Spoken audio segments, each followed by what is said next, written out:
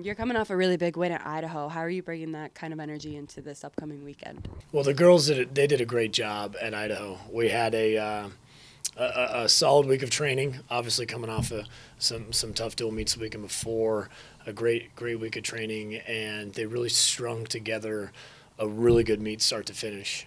Coming out really well on the first relay and then holding it through. I believe besides the diving, obviously they got us in two events, which is pretty good from a start to finish, and trying to have people some different events. So it was great for that aspect of the program, and also having, I want to say we had at least 50-50 as far as attendance on our side and their side. So it was really good to see, fans and parents up in the stands. So we're just trying to keep building that momentum into this weekend. And again, right now we're at our peak training. We're working really hard. And if we can just stay focused on one meet at a time against NAU and then Cal, I think we'll be successful. Were there any pleasant surprises at Idaho or in these practices leading up to this weekend? Yeah, we had some great surprises across the board at Idaho, and it's just been continuing to go into our practice, which is something that we look forward to. Lucy we put her in a new event, and she obviously just did a great job in the 200 backstroke. But when you look at from start to finish, I mean, Taylor stepped up in the 500 free. Jasmine did a great job, and we're starting to see our freshmen starting to pick up and figure out training and get situated with all this change in their lives, their first semester. Even Peyton did a great job in her 200 freestyle. So we're seeing a bunch of changes going on, and so we're excited with where we're going. What's the team's main focus or goal coming up into this weekend against NAU and California? Our biggest focus and goal for this weekend is to try and mimic the intensity that we're going to see at Pac-12s.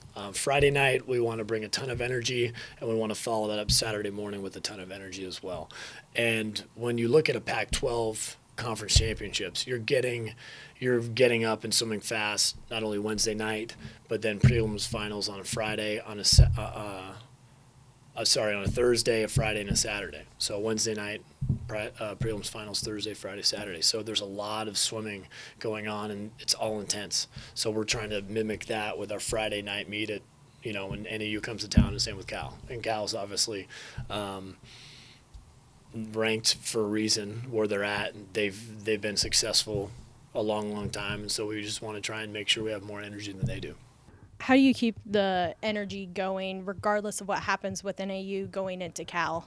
Right, and that's a really good question. A lot of our swimmers, they stay focused on a positive or a negative. Sometimes it's a negative, and we tell them, look, once you're done with the race, you take the good, you learn from mistakes if there were some, and then you move forward. And you can't change what happened in the past. All you can do is make sure it doesn't happen again. So again, it gets back to trying to take one step at a time, one event at a time.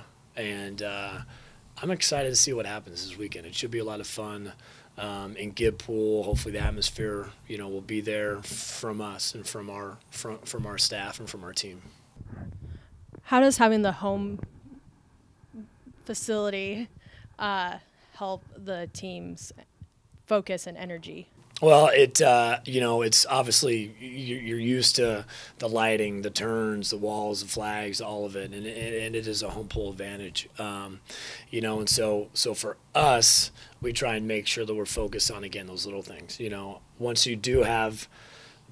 Once you're used to the facility and the turns and starts and all that and the surroundings, and you've got your friends and family up in the stands, it's really nice to be able to understand everyone supporting you. And so for us, with a really young team, it feels like home. And so for us, it's just getting back to doing every little detail right. And so it's fun because the girls know what to expect now. We've been through a few home meets, and so for us, it's just continuing to grow and develop as a program. Having NAU right before Cal, how does that affect you as a coach as figuring out your game plan and who's going to be swimming in what events and how many events they'll be swimming in? Right, right. Well, I've already sat down and already done both the lineups. Now, as we both know, there's some injuries that might pop up or sickness that might be lagging here and there, and so right now it's just the plan, and it could change obviously when we see some people step up against NAU that I might need to facilitate a change against our Cal lineup. But for the most part, I try and change our lineup often. I don't necessarily like swimming the same people in the same events all the time. I need other people to step up and race. And so right now I've got two fairly different lineups for NAU and for Cal, obviously, for different reasons. But, if someone's swimming hot and they need to stay in the same events against Cal and try and go even faster against, a very, very tough opponent in Cal, then we're going to do that. But for me, it's staying focused again at one event at a time. What are we doing right? What do we need to fix as we move from the NAU meet to the Cal meet?